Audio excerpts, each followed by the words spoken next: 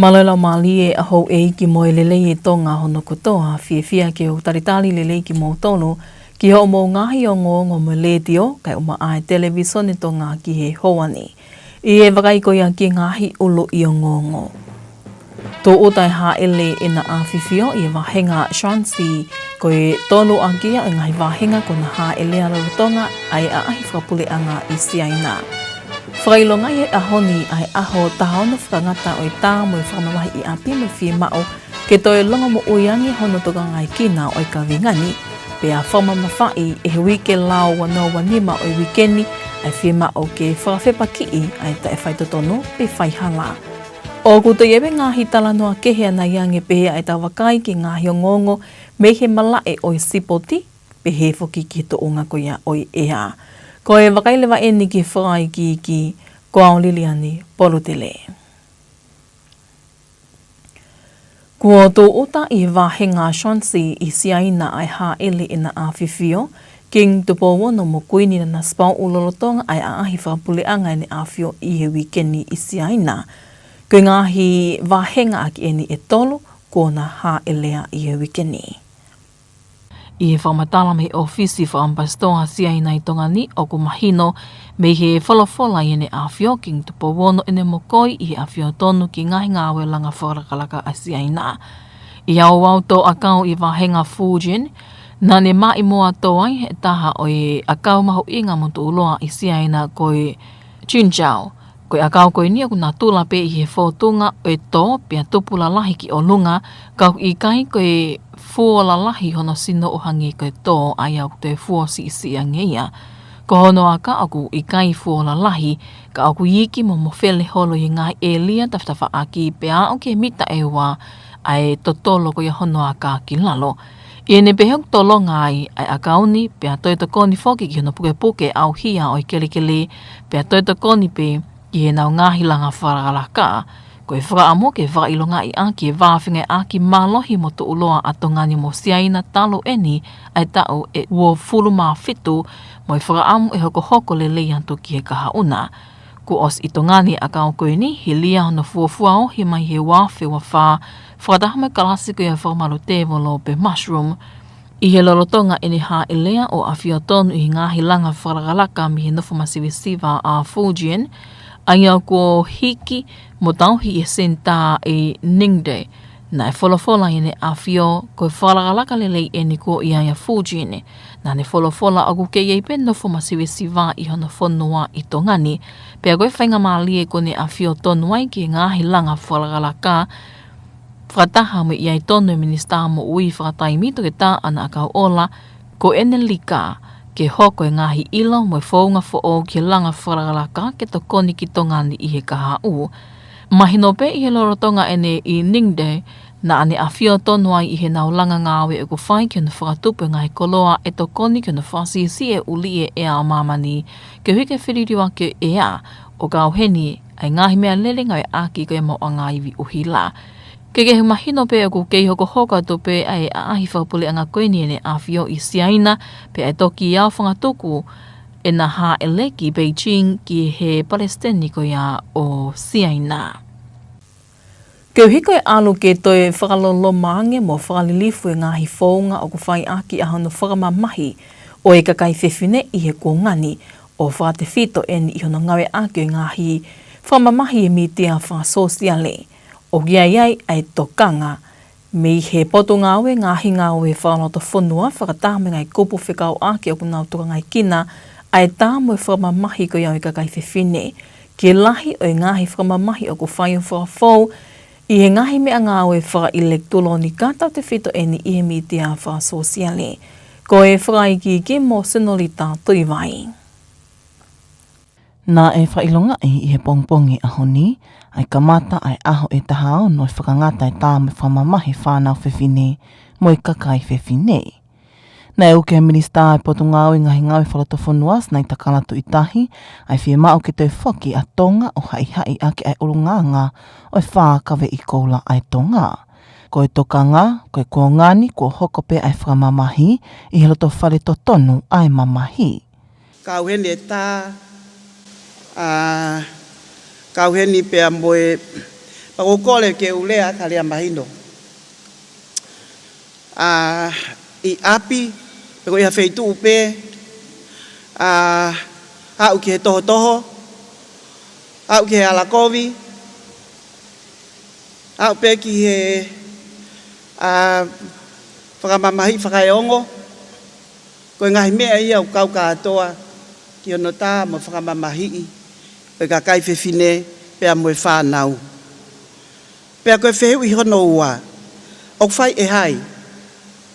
Tau whakaete ete pe, kai ke tau talanoa pe a honi, kai ke tau talanoa tau topo ko hai une whai ngawe koini, ngawe kovi koini.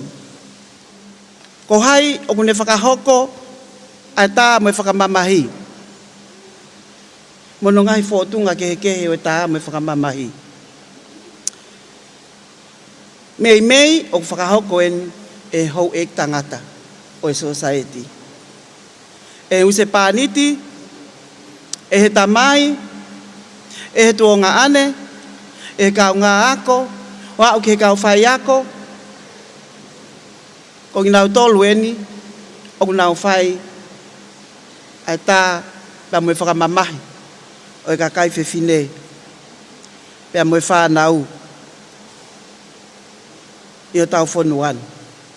Pawai ko Tonga pe ia, o ku whakahoko ai ngā ue whakamamahi koe ni, o whakamaman lahi, pe au ku kaua Tonga ai. Lo tonga nina te pehetu i tahi o hoko enke wesi ai mo ui e toko taha ko ia o te tau pe i he whamili, ko lo siasi mo e whunua. O kumahino ko a uhin atongani ki he fumata vai a hono tauhi ai wā whewe tokai aki i he tua whewhine mo e tonga ane, pe au kone whakatupu ai mau lahi i he no fō. Koe hae ne kovi, koe hae kovi o hoko ai. Koe kovi o hoko ai, koe mata pe ia, pea mehe toko taha o whakahoko ki ai ngā aue kovi koe ni. Mole ne tau ataina. Ko ni stutone ko Tonga, ko ngā uluaki, ko ngā uluaki pe koe, o ko ngā uluaki ke tohe tau ataina. Ko taimi o hoko ai e tā mo e whakamamahi, o ne holong ke a wahe whakaapapa. Kolo. Ka hane kau kovi ke kolo. Pea moe whonua. Ka mea kuhoko koe nai toko atu statistik, nai whakamatala ki ai a ofa, whakamatala ki ai e pule wa ngawe ke kakai whewhine.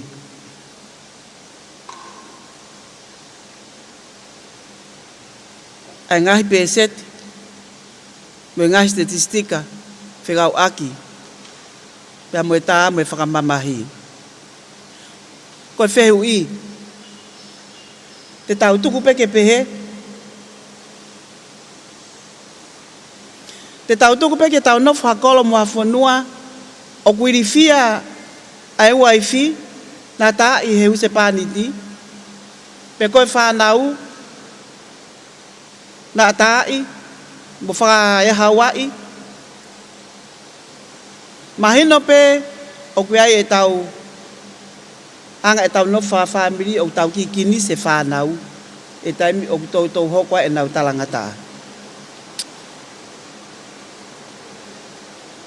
Ka koe ne alu koe ke tau hoko, mo alu koe ke lalahi ange, pe au kui ia koe tā mo e whakamamahi. Ko i kawenga te tāki aki ai aho tahao no i whakangata e tā me whakamamahi ka kai whewhine ki he tauni, ko i whitāki ni mā ke whakangata e whakamamahi whaka elektronika ka kai whewhine mo e whānau whewhine. Ko as whakatūtua e ngai ko pekau ake ngā hipolo kalama ke whakahoko i he aho takitaha ke whailunga i aki ai wike mahu i ngani.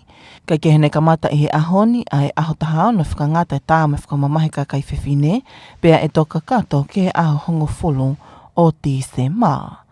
Mai ngonga le te om televisione Tonga ko au sinori tātu i vai.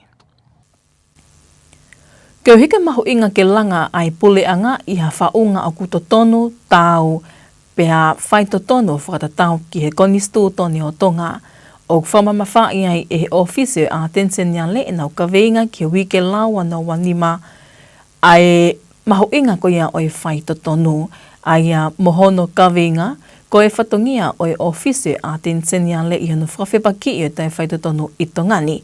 Ko e whaamu, ke whamamawhai mo whamama ki he whanua ai mahu inga o e whingawe aki kano tau i mo whawhepaki i ko i o tai whaitotonu pe whai hala. Ko e whakai ki o e talanoa ko ia ki he houani mo Petipole ki ilo lahia.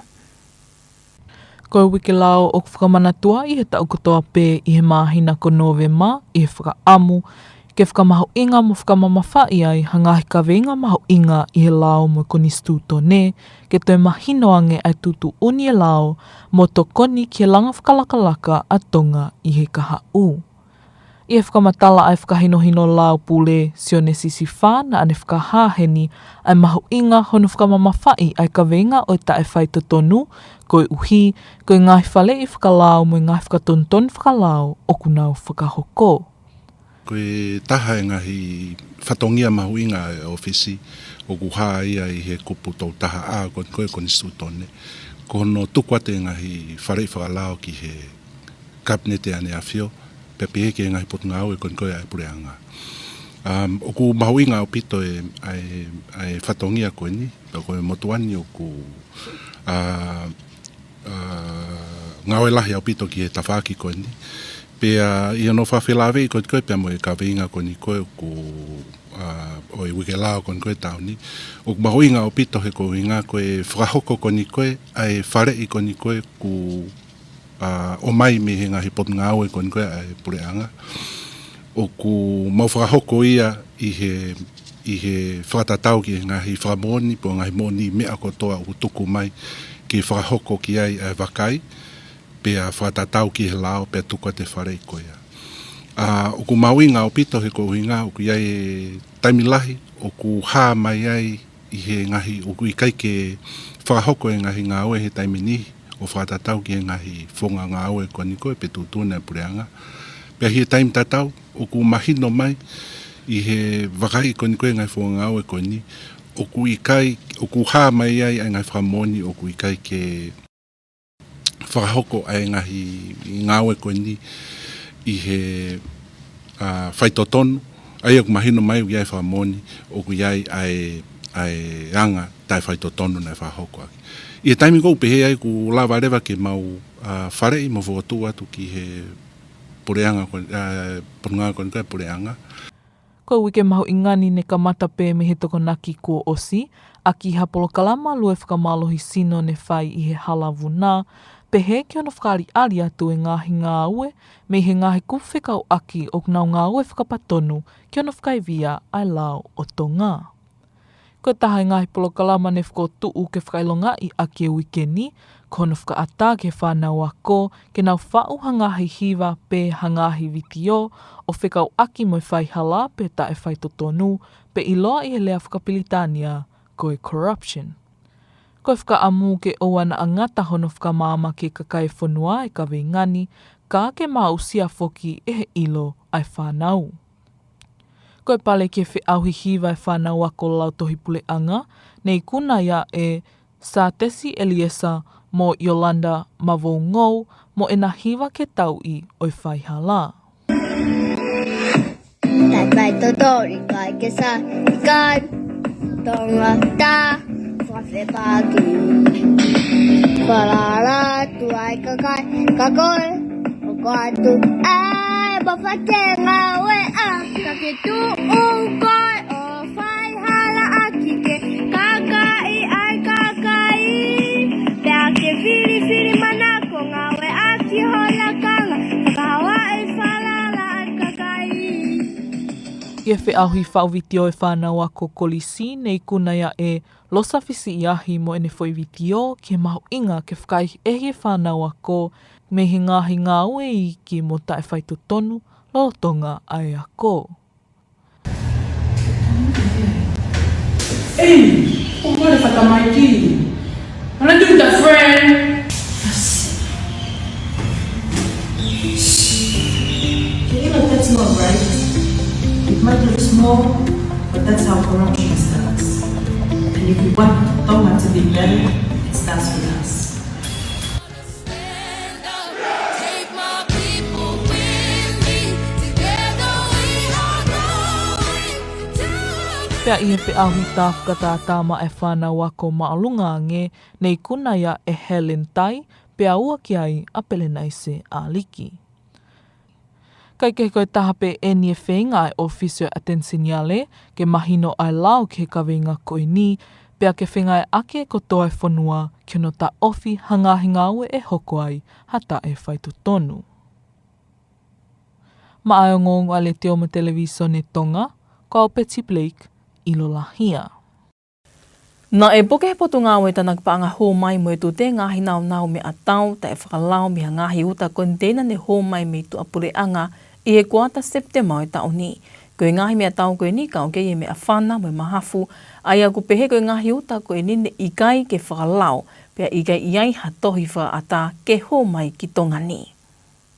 I e whakamatala ko toko mai me he poto ngā ue ko hono puke o ngahi nau nau koe ni, he lia hono sivi whaka aurili ki he kau ofisa kastomo e ngahi uta, mo hono mao me he ola ko ia o mi sini whaka ata x-ray, ko ngahi uta koe ni ne hō mai e me ngai whanua ki he peo kau kia ia Australia mo Amerika, na e whakatoka ngai e ngahi mea tau koe ni i loto ia ngahi uta, ki he ni ihe ke he peo kau kia ia kamata pule, e toko nima mo i whiwhine toko ua me te taka mo Tonga, ne iafu, manuka, toko mo lolo, ala ki mo whasi mo iafi.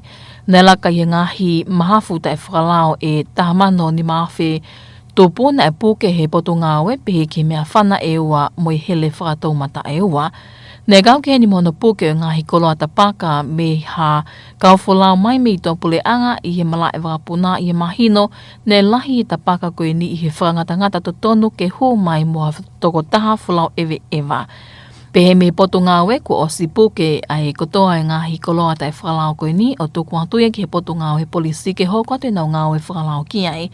Pehe me toko ni komisiona polisi te vita vai lea o ku hoko te ngāwe ki ai ai poto ngāwe polisi ki ona whakailo o ini ihi koe ni.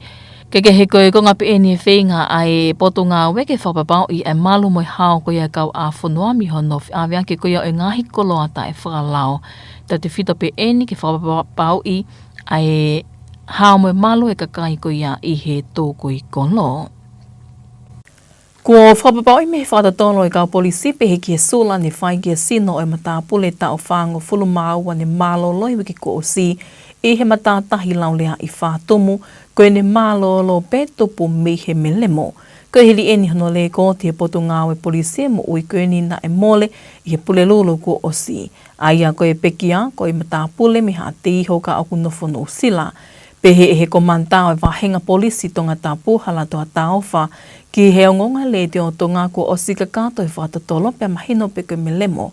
Aia koe whatu ta makini topu pe me i he wheinga ai pekia ke whakahauwhi hono ngofohana ana ka kaukau tahi pea hoko e palopalema kia teki naua i he mālohi koe ai awe tahi. Ne hao mo ui ai hono ngofoha kai matu uta maki ai e ne mooi. Keke he kua whakaata atu e sino i o e pekia ki he whamili. O ku kei whamamawha i ai pe me he poto ngāwe polisi e maho inga ki kakai e whanua ke nao whakapoto ange i he o ki tahi ta te whito e ni ke ta ofi apito pe hato i o ki laulea i he taimi ko ia ku komi ai tahi. Ko e une o ngongo whakaloto whanua ia ke hoani ko ngahi o ngongo me malai o e sipoti hoko maia mō popua aho.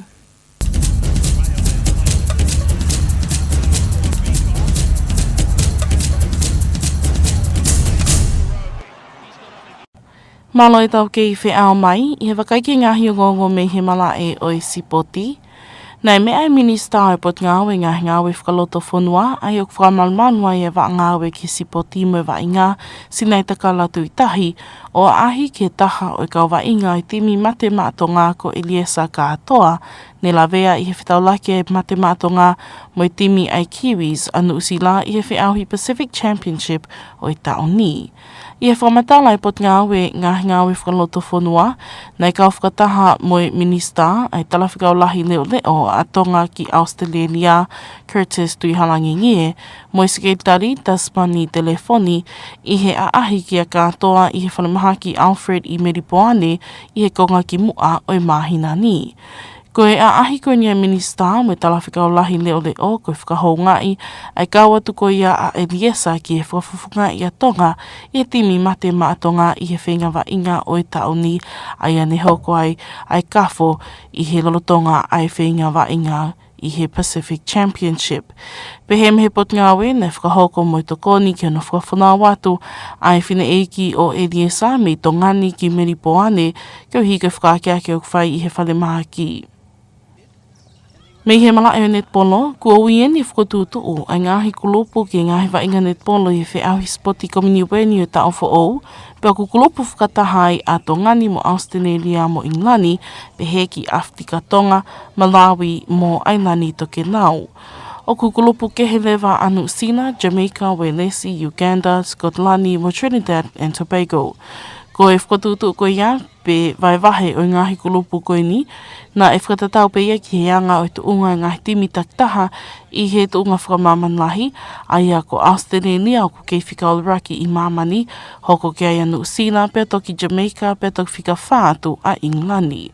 Ko kawa to Tonga ki he whiauhi netpolo i whiauhi sport komini weli, ko Tonga pe e whanua me he Pasifiki ke kau i he whiauhi ko ia, pe o nau whikahi vai i he timi whakakatoa e taha aua o ku kāwatu ki he whiauhi.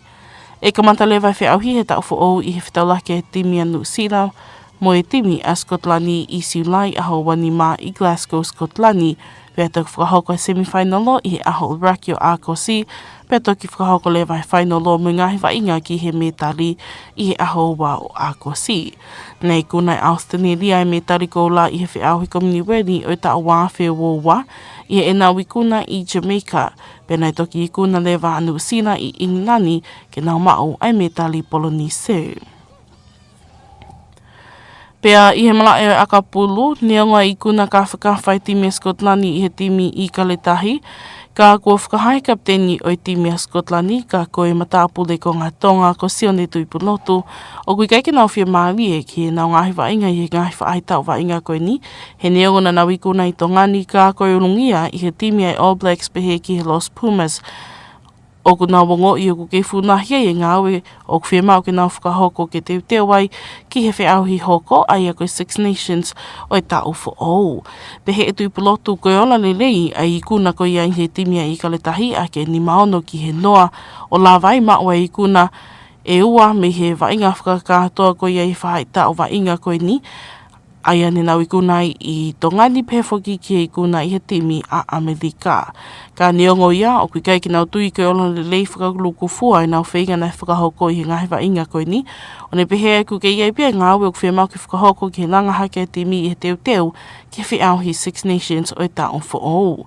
Koe ulungia koe i timi a Scotlani ki Argentina mo Nusina, o ku kei ai e ngahi mea lahi ki whakadedei ki tau whakaiwi ai timi, ka lava ki nau ma teu whiunga ki whiauhi Six Nations i Whepueli o e tau fo ou, ai o nau fuafua whitaulaki ai mo i Itali i he aho fitu o Whepueli i Itali.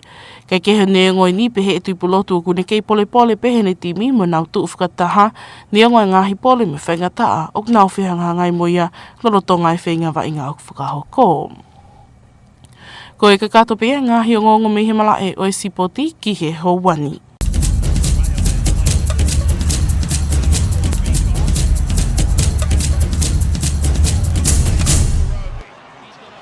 Ko e wakailewa ene ki he tuunga o e ea, i hona tua mai me waa wakaimatangi a tonga i whamotu me poto ngāwe. Meidek ai e whakahoko atu e pesa kuila. Malo lau mare ho eki pia moe rei atong koto, tai tari whiawhia ki motolu ki he tau whamatala ea ko ia ki he e whiawhini. Ngai tānoa lalahi re waino aho whatonga i ange. Lai ki au whia pe whotunga e langi, ki kotoa pe ngai vai whanua ko ia o tutonga, pe te tau kei whia te mua hako, uha kai pe whoki ha mana, he whiawhini ki a pongpongi. Whatonga ange malapa ki hoko hata whea, i ngai wheitu o ku maulalo ange tupu pe mei he uha lahi. Wakari wange tau i mi satellite mo whatonga i mai, ai alo tā maki uha koe ni o kune toka o tō fuhia ko tō pēi o tutonga, ai tene o mai peha au whia, uha tu umato o lolo lahi angai taimi pia moha mana, ki heongo niwa, wawa uha apai, pe foki ki Tongatapu pia mo ewa. Tau whanonga koe he whiawhini ki a pongi. O makatunga me hene tuko te taungai whakatokanga ke ngahi wahi whanua. O kei tūpe whatokanga hawiri mālohi whakatupu mau ke ngahi vai whanua ko ia haapai Tongatapu pia mo ewa tau kei tūpe me whatokanga hako ke vai whanua ko ia o vavau ka pe foki he ongo niwa whatahape ki ai me whatokanga uhalahi pia moa tāwhea ki he otu Tonga whatokanga lewen ke ngahi potu tahi o kei tūpe whatokanga hawiri mālohi whakatupu mau ke ngahi potu tahi ko ia o haapai Tongatapu ewa tereki Tonga pia mo tereki toke lau pia mo whatokanga pia ua ke mālohi whakatupu mau ke ngai potahi ko ia o tereki Tonga, kai pe foki tereki toke lau. Ko i tupe me whatokanga hako ke potahi ko ia o ongo niwa, kai pe foki wawau, pia mo whare i ke whanki waka iki, ke ue whai hao ki tahi, ke kotoa pe ngai potahi ko ia o tu Tonga. Tau wakari wani ke Pasifiki aho nima koe ka hoko mai, whatonga enge altamaki uha koe ni, au tofu hia kotoa pe o tu Tonga, tau whanongat ko ia he weekend, whahofua ke mawahe atu i he pule lulu, pia mo tau pule lulu e weekendi, kau kia alo maari e o kune ngā unu mai pe me ta whaaki whakatonga i fo. Ke tofu hia ko toi pe o tu Tonga he whakaosinga ko ia weekendi pe teka mo havili, o angi pe me he tonga mo tonga hake ke kotoa pe ngai vai whanua ko ia o tu Tonga. Ka he tau whanongat ko ia i he efia whini ke apongpongi whatonga i ange, tofu hia ko toi pe o tu Tonga i he altamaki uha ko ni, ai tene kei o mai pe ha au whia, moha ua tu moto o lolo lahi i hangahi taimi pe moha mana. Whatonga i ange tau toka anga matangi, ke iangi pepea me he toke lau mo toke lau hifo, mai le tahi nima ki hewa nima, ke ngai po tahi ko ia o niwa, ka pe foki ki vai whanua wawau, pia tau tako au ke mai le tahi tau nima ke whanoa, ki he hoa tau te whito, ke ngai po tahi ko ia haapai, Tongatapu pia mo ewa, ka pe foki tere ki Tonga, pia mo tere ki toke lau. Maulalo taha koe fua mawhana ke pōni, tigri se siase ua tolu ki Tongatapu pia mo ewa, pia au peke tigri se siase ua nima, ki he ongo niwa. Tau whamatala rea ka pongpongi whatonga iange ka mata ke ngā unu māmaria te alatamaki uha ke mawahe pe mehi eria koia o Tongatapu pia mo ewa whafufua ke hoa e whiafi koia pongpongi kai kei whiao pe uha tu moto ki hongo niwa wawau pia mo haapai a pongpongi malape ke lololahi i hangai taimi pia au whia nge whotunga langi. Ke iangi pe toka ngamatangi pia mehe toke lau ma toke lau hifo mai le tahi pe tahanima ki he wanoa ki he kotoa pe ngai po tahi koia o tu Tonga. Malunga taha koe fua mawhana ke pongpongi, tikiri se siase ua fitu ki Tongatapu pia mo ewa, pia au peke tikiri se siase ua hiva ki he ongo niwa. Tai bihua pia mo e mamaha koe tahi, tau maari e toi nima ke taha he poni, maha toka ia o suanoa me he nima a hengi. Koe la a mo e mahina, hopo la a toi hongo fulu ke he onoa pongpongi, pia tō ia o siono pia me fitu we fiafiko ia a pongpongi. Hopo e mahina o suanoa me hongo fulu, a pongpongi pia tō ia i he toi mite fitu ki e taha ua tu apo ko ia a pongi. Whaaspia tau wakai ki e tau whamatala ea ko ia ki he aho e nima ka hoko mai ki Nuku'alofa o kamata he tu apurelulu e wikendi ki he monite ko ia o e wike ka hau.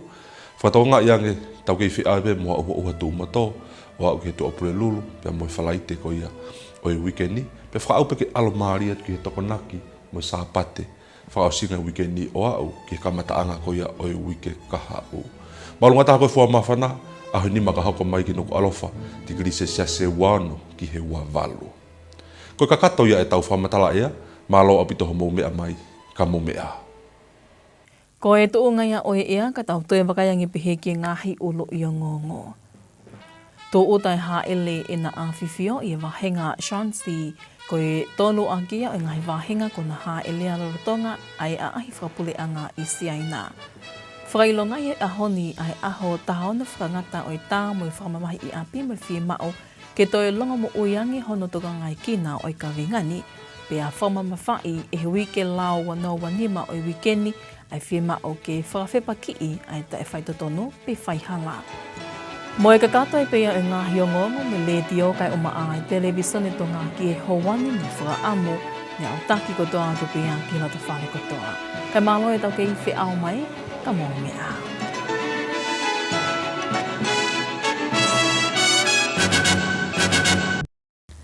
Good evening and welcome to your English news package with radio and television Tonga News for tonight. Making headlines, Their Majesties visit a project displaying China's poverty alleviation practices while on state visit to China. 16 Days of Activism campaign launches this morning with renewed call for stronger protection measures for girls and women.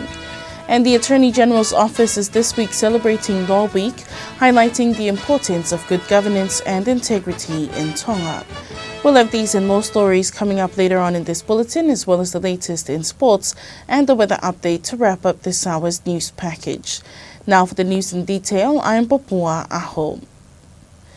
Their Majesties King Dupo VI and Queen Nanasipa'u have now arrived at the third stop of their state visit to China, where they visited the Museum of Terracotta Warriors and toured a project displaying the success of China's poverty alleviation practices. While in Fujian province, a tree planting program was held in which His Majesty planted a stalk of chunjao, which was introduced to Tonga last year. The plant is a symbol of the long-standing friendship between China and Tonga over the past 27 years. In China, the chinchao grass holds much promise for developing countries like Tonga because it is a proven cost-effective technology symbolizing deepening cultural cooperation. Their Majesties also toured an exhibition on Fujian's poverty alleviation practices to learn from the province's experience, in which His Majesty King Dupo VI expressed his gratitude for the opportunity, as the learnings can help Tonga find similar paths forward. Their Majesty's final stop in China will be to Beijing, where His Majesty is scheduled to have a bilateral meeting with Chinese President Xi Jinping before the state visit concludes on Thursday. At the launch of the 16 Days of Activism Against Violence Towards Girls and Women this morning, the Minister of Internal Affairs has highlighted the need to strengthen the protection of women from violence and electronic abuse. This call comes as the forms of violence against women continue to increase and become more serious in this era, especially through the use of abuse on social media. The Ministry of Internal Affairs, together with partner agencies concerned with violence against women, has placed strong focus on tackling technology-facilitated abuse. The Minister of Internal Affairs, Sinaitaka Latu Itahi, emphasized Tonga's need to return to upholding the nation's 4 golden pillars of values.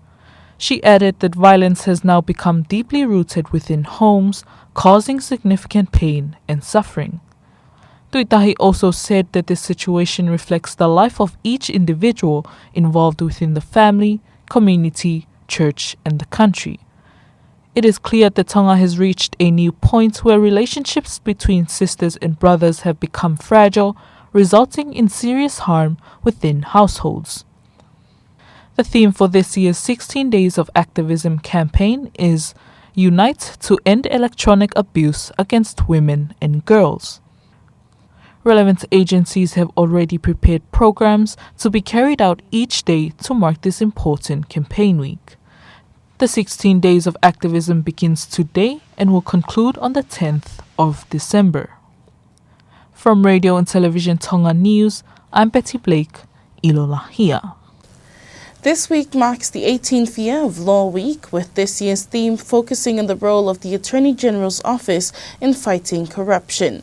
The theme underscores Tonga's commitment to a zero-tolerance approach to corruption and the need for transparency in government. Law Week is held every November, each year addressing different issues aimed at strengthening Tonga's legal system. Attorney General Linda Moimoi noted that the office plays a central role in parliamentary and government affairs, with its primary responsibility being to provide legal advice to the government and its employees.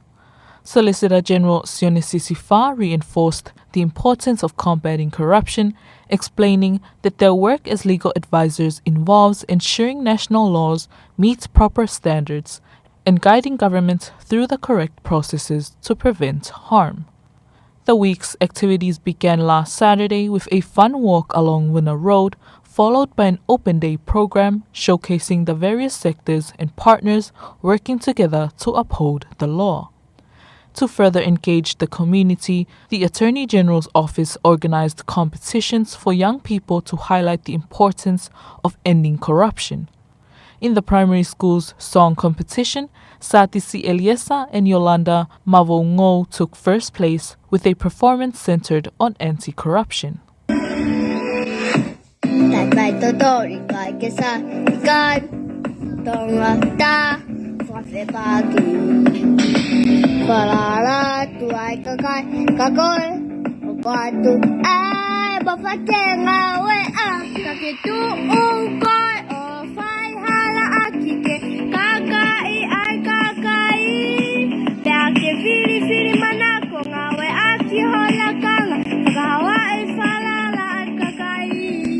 The high school's video competition was won by Losafisi Yahi and her team from Tonga High School, who emphasized the need to stop corruption behavior early. Hey, what if I my key? I'm not doing that, friend.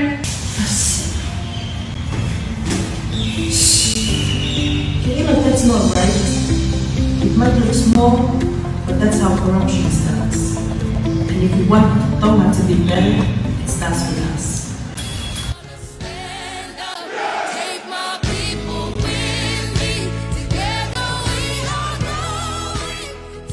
At the tertiary level, Helen Tai won the arts competition, with Pelenaise Aliki securing second place.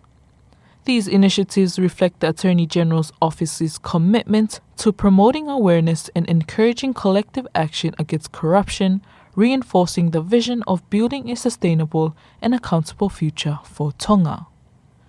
From Radio and Television Tonga News, I'm Betty Blake, Ilolahia.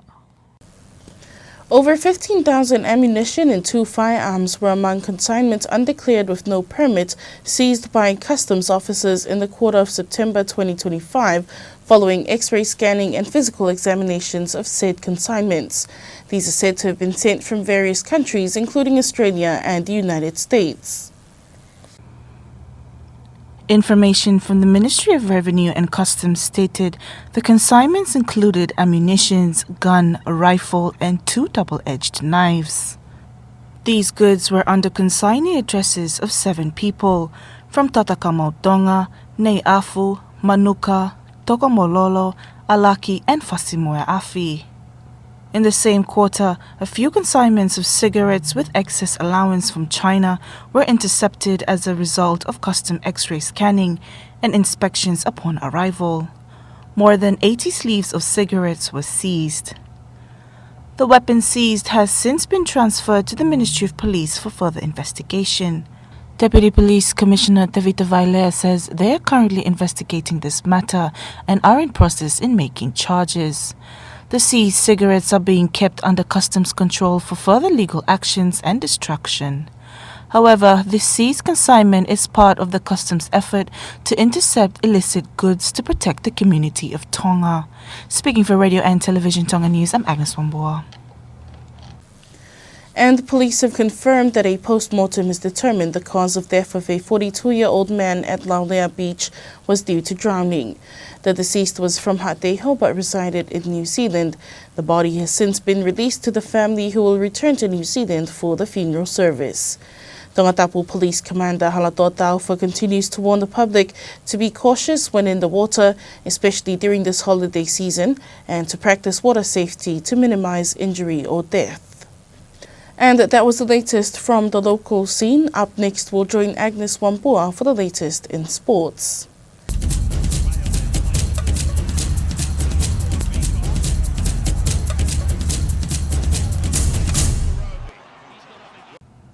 Welcome back in sports. The Minister of Internal Affairs, which oversees sports in the country, Sinai Takalatuitahi, visited one of the players of the Matema Tonga team, Eliesa Katoa, who was injured during the match between Matema Tonga and the Kiwis in this year's Pacific Championship competition.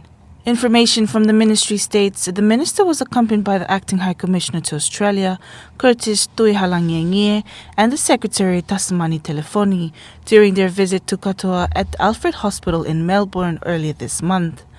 The visit by the minister and the Acting High Commissioner was to acknowledge Katoa's contribution in representing Tonga in the Matema Tonga team during this year's competition and to acknowledge his efforts in that campaign despite the injury he suffered.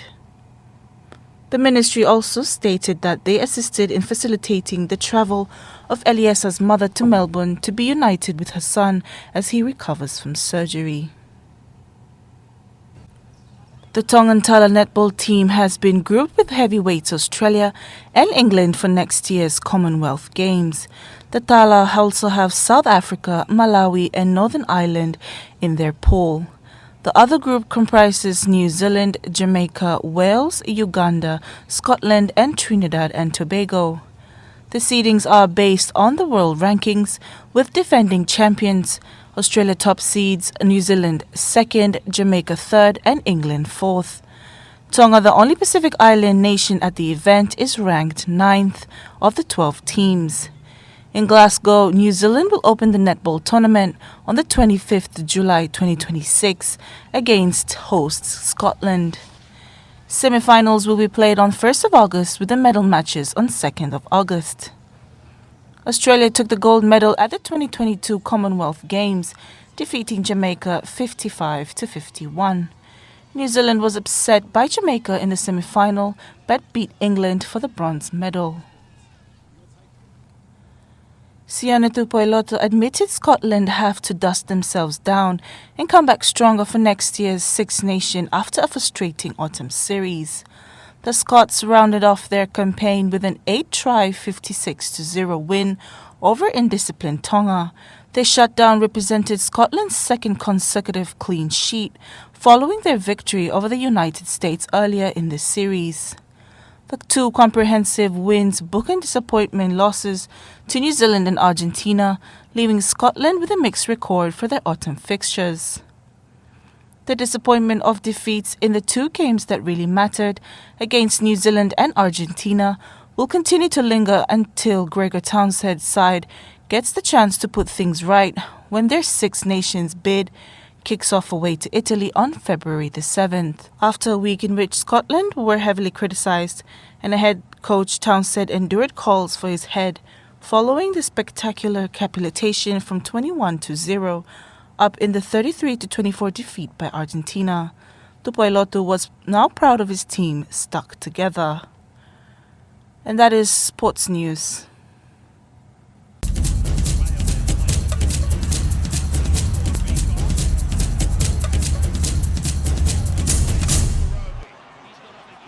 That was sports news with Agnes Wambua. Now taking a look at the latest weather updates from the Foremoto Weather Forecasting Centre with Besa Gwila. Good evening and welcome back to our weather forecast from Tonga Met Services. Our headline for this evening, we expect cloudy conditions for all of Tonga with a strong to gale force winds, occasional rain, heavy falls at times with isolated thunderstorm. But please take note, a possible flooding in low-lying areas due to heavy rain.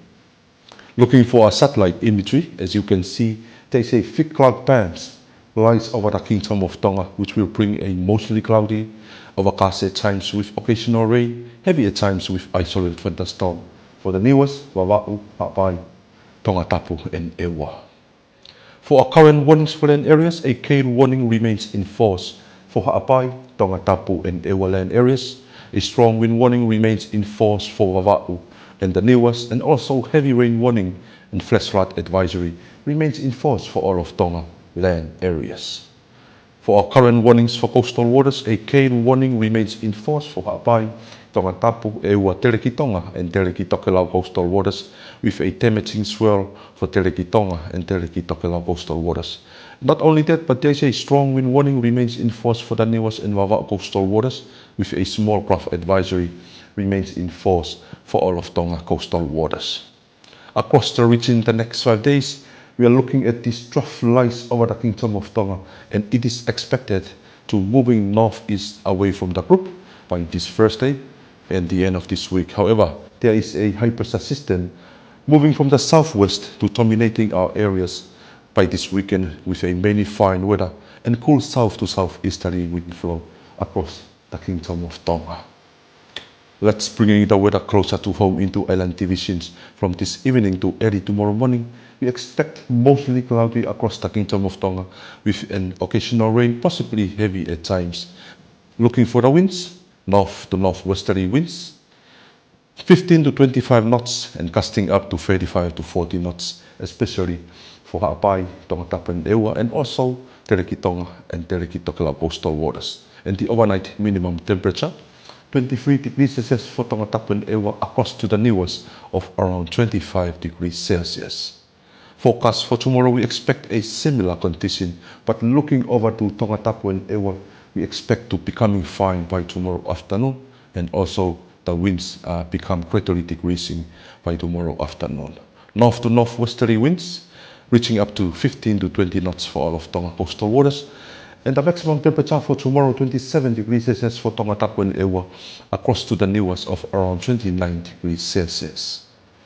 For the tide prediction, high tide 5 minutes to 11 tonight, low tide at 20 minutes past 5 early tomorrow morning. Sun and moon, sun will rise at 10 minutes to 6 tomorrow morning, sunset at 7:06 p.m. tomorrow evening, and moonrise 20 minutes past 10 tomorrow morning, and moonset at 7 minutes to 12 midnight tonight tomorrow. Wrapping up with our 5 days outlook for Nuku'alofa starting this Thursday until Monday next week, we expect to continue with an occasional showers for this Thursday and becoming fine by Saturday and Sunday, the end of this week, and also Monday early next week. For the maximum temperature in the next 5 days for Nuku'alofa, 26 to 28 degrees Celsius. Thank you for tuning in. Malo opito. See you next time. Thank you to Bessa and the team at the Tonga Met Service for that latest weather update. And that wraps up this hour's news package with radio and television Tonga News. But before we part, here's a final look at tonight's top stories. Their Majesties visit a project displaying China's poverty alleviation practices while on a state visit to China. 16 Days of Activism campaign launches this morning with renewed call for stronger protection measures for girls and women. And the Attorney General's office is this week celebrating Law Week, highlighting the importance of good governance and integrity in Tonga. That wraps up this hour's news package with radio and television Tonga News for tonight. Thank you for joining us. Have a good evening.